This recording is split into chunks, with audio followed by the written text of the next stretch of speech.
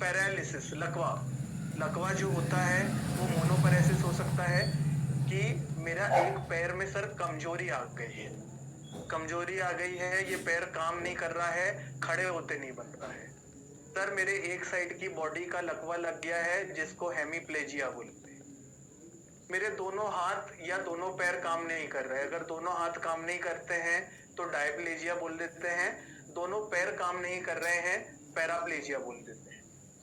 और क्वाड्रिप्लेजिया मतलब कि शरीर के दोनों हाथ, दोनों पैर और ये पूरा धड़ आदमी का काम नहीं कर रहा है। पैरालिसिस से के अंदर दो शब्द आते हैं, एक होता है प्लेजिया और एक होता है पैरेसिस। प्लेजिया और पैरेसिस के अंदर क्या डिफरेंस होता है, अपन अभी लेक्चर शुरू कर रहे हैं तो बेसिक पॉइंट्स क्लियर करते जाते हैं।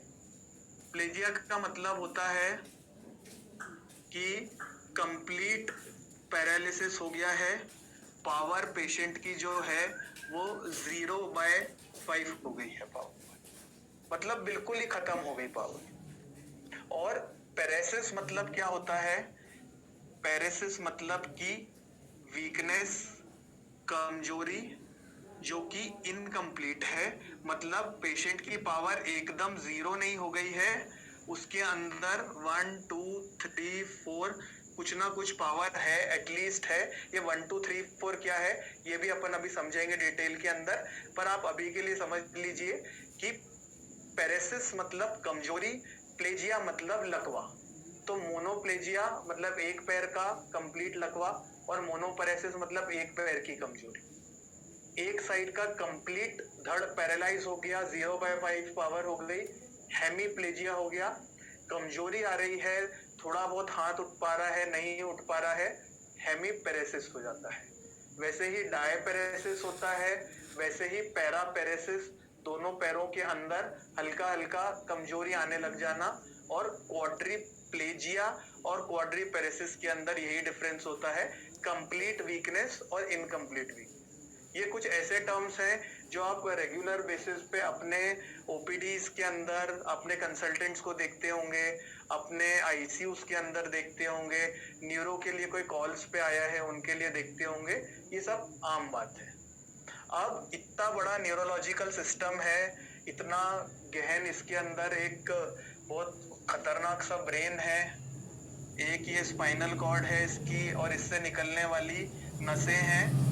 इसको मैं फटाफट एग्जामिनेशन करके अपनी बीमारी कैसे पकड़ूं उसका अपन कर लेते हैं। तो ये जो सांप दिख रहा है ना आपको, ये पूरा का पूरा ब्रेन और ये स्पाइनल कॉर्ड, ठीक है। इसको एक फैंसी टर्म दे दिया है अपन ने कि इसको बोल दिया है अपर मोटर न्यूरॉन।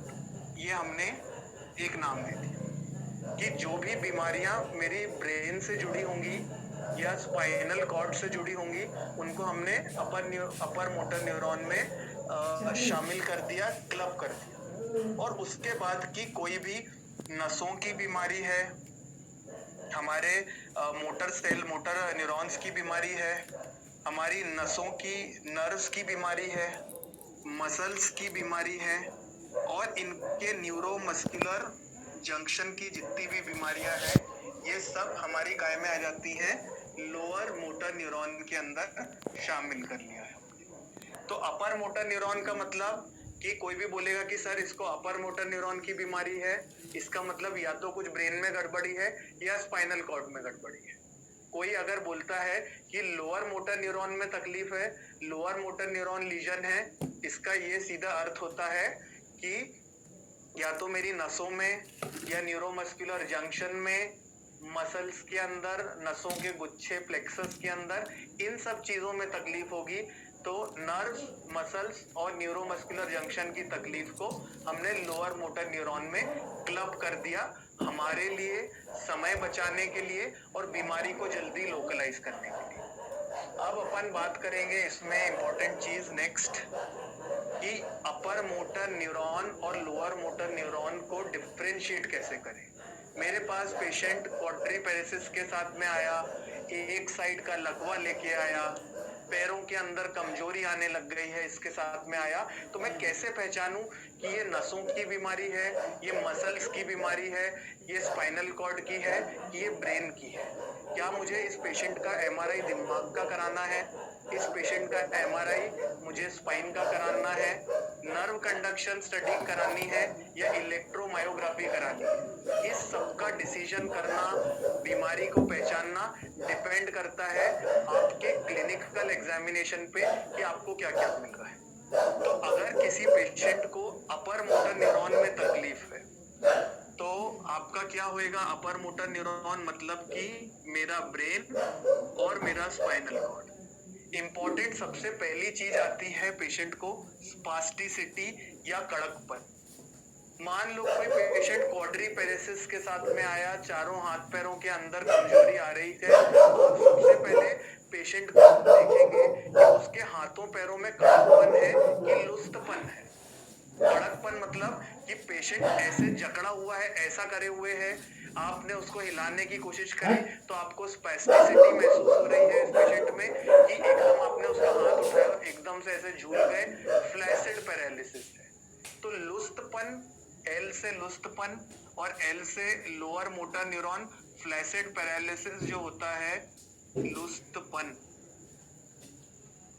जो है वो हमारे लोअर मोटर न्यूरॉन की निशानी है। इसका मतलब कि पेशेंट को कहीं ना कहीं नसों की तकलीफ है, उसको न्यूरोमस्कुलर जंक्शन की तकलीफ है, या मांसपेशियों की डायरेक्ट तकलीफ है, मस्कुलर वीकनेस। और वहीं अगर हाथों में कड़कपन आ रहा है, आपने उसका देखा कि हाथों के अंदर टोन अच्छी मिल रही है, आपको एकदम स्पैस्टिसिटी मिल रही है, तो आपने बोला कि यार भैया या तो इसके ब्रेन में तकलीफ हो सकती है या इसके स्पाइनल कॉर्ड में तकलीफ हो सकती है। आपने ये समझ लिया। दूसरा, एक जो हथौड़ा लेके घूमते हैं, इसके आगे मैंने बहुत प्यारे प्यारे फोटो बनाए हैं। एक हैमर, परकशन हैमर आता है, जिससे कि आप लोग रिफ्लेक्सेस पेशेंट के चेक करते हैं। काम का अगर आपको बहुत जल्दी रिफ्लेक्सेस चेक करने हैं, जो सारे न्यूरोलॉजिस्ट प्रैक्टिस करते हैं, क्रिटिकल केयर के प्रैक्टिस करते हैं, वो 3 मेन रिफ्लेक्सेस चेक कर लेते हैं। वो सबसे पहले एक एल्बो का रिफ्लेक्सेस चेक कर लेते हैं, हमारे नी जर्क चेक कर लेते हैं, और एंकल जर्क चेक कर लेते हैं।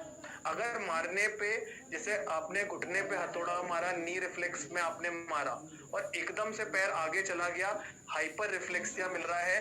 रिफ्लेक्सेस अगर बढ़े हुए मिल रहे हैं, इसका मतलब पेशेंट को ब्रेन में तकलीफ है, पेशेंट को स्पाइनल कॉर्ड में तकलीफ है, उसके कारण बढ़े हुए आ रहे हैं। वहीं आपने उस परकशन हैमर से किसी भी पेशेंट का नी जर्क चेक किया, एंकल जर्क चेक किया, या बाइसेप्स का जर्क चेक किया, और उसमें एब्सेंट आ रहे हैं या डिक्रीज आ रहे हैं, तो आप तुरंत समझ लेना कि इस पेशेंट को हाइपर रिफ्लेक्सिया है, मतलब कुछ ना कुछ गड़बड़ी मेरी नसों के अंदर है, नर्व्स की बीमारी है, न्यूरोमस्कुलर जंक्शन की बीमारी है, या फिर डायरेक्ट कोई मायोपैथीज या फिर मसल्स की कुछ ना कुछ बीमारी है मेरे पेशेंट को, इसके कारण इस पेशेंट को हेमीपेरेसिस या क्वाड्रीपेरेसिस। वहीं अगेन मैंने आपको बताया कि टोन देख लेंगे, टोन मतलब कड़कपन, हाइपोटोनिया मतलब लुस्तपन, ये इंपॉर्टेंट है। उसके साथ में एक यहाँ पे साइन लिखा हुआ है आप लोगों के लिए, बेबिंस्की साइन।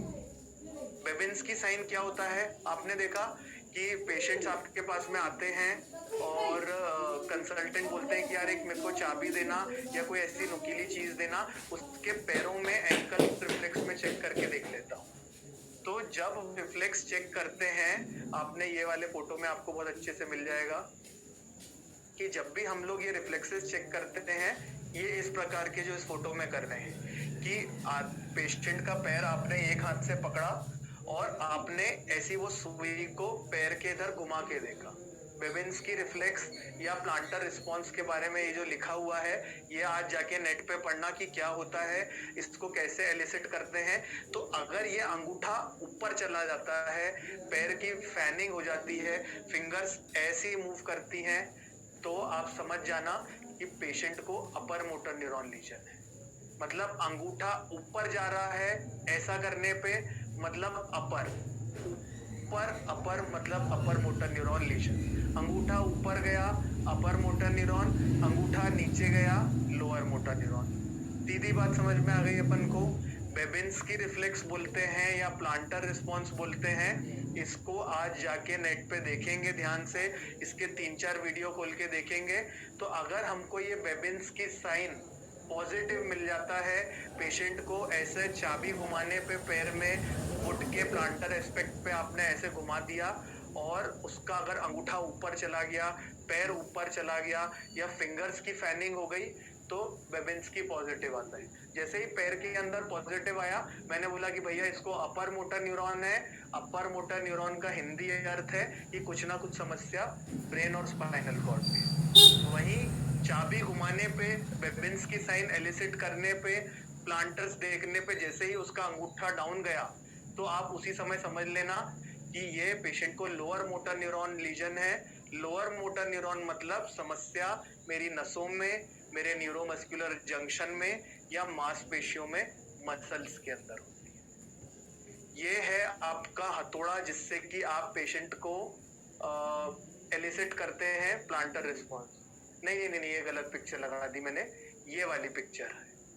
ये इसको बोलते हैं परकशन हैमर बोलते हैं, जो न्यूरोलॉजिस्ट अपना हथौड़ा, अपना हथियार साथ में लेके चलते हैं, एमडी के रेसिडेंट्स लेके चलते हैं, एमबीबीएस के बच्चे लेके चलते हैं और अच्छे प्रैक्टिशनर्स लेके चलते हैं। आप लोग भी आदत डालिए कि आज से एक बाजार में इन तीनों ही तरह में से किसी भी तरह का आप एक परकशन हैमर के नाम से आता है, ये खरीद के रख लें। और अगर कोई पेशेंट वीकनेस की कंप्लेन करता है तो ऐसे पेशेंट्स के अंदर मुझे एक बार रिफ्लेक्सेस चेक करने हैं। क्वाड्रीपेरेसिस या क्वाड्रीप्लेजिया। पेरेसिस का मतलब कमजोरी, प्लेजिया का मतलब होता है हमारा कंप्लीट पैरालिसिस। तो क्वाड्रीप्लेजिया कोई पेशेंट मेरे पास में आया, मैं आपको अपने कल की बात ही बताता हूँ कि कल मैं ओपीडी में बैठा था, एकदम से फोन आया कि डॉक्टर साहब इस पेशेंट का हमारे चारों हाथ पैर अचानक से काम करना बंद कर गए हैं। कुछ दिनों से पेशेंट को बुखार था, उल्टी दस्त हो रहे थे और आज सुबह जैसे ही उठा ये पेशेंट तो बिल्कुल कंप्लीट एकदम लुस्त और बिल्कुल हाथ उठ ही नहीं रहे, गर्दन उठा नहीं पा रहा है, इधर उधर मोड़ नहीं पा रहा है और ट्रंक भी इधर से उधर करवट नहीं ले पा रहा है। आपने समझा कि भैया ये तो क्वाड्रीपेरेसिस का केस है। अब आप अपना इस पेशेंट में इस प्रकार से न्यूरोलॉजिकल एग्जामिनेशन करेंगे। बताइए स्टार्ट कैसे करेंगे? अपने कमेंट सेक्शन में लिख के बताइए कि क्वाड्रीपेरेसिस या क्वाड्रीप्लेजिया का कोई पेशेंट आपके पास में आता है तो आप क्या देखेंगे उसके अंदर। मैं आपको तब तक एक शीट बहुत प्यारी बना के देता हूं जो हर एमडी, हर एक न्यूरोलॉजिस्ट अपने ओपीडी पेपर पे यही नोट्स लिखता है। ठीक है, बेबिंस्की सीटी स्ट्रोक के लिए कर दिया, पावर चेक करो, रिफ्लेक्सेस चेक करो, ये चेक करो, बीपी, टेम्परेचर, पल्स चेक करो, इलेक्ट्रोलाइट चेक करो, ठीक है। देखिए, जब भी कोई पेशेंट आपके पास में आता है और आपको समस्या लगती है तो आप चालू करते हैं पेशेंट के न्यूरोलॉजिकल एग्जाम।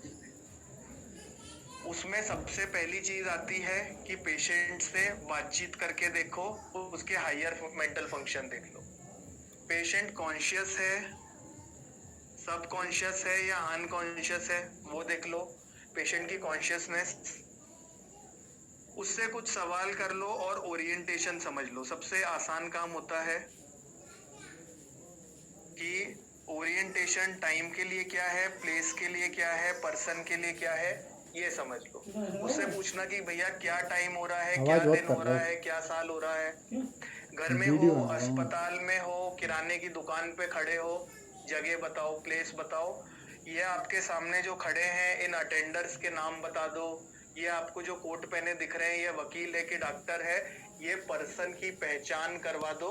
उसका अपन ने सिर्फ 3 सवाल करे, देख लिया सामने की कॉन्शियस है कि नहीं है, सेमी कॉन्शियस है, अनकॉन्शियस है।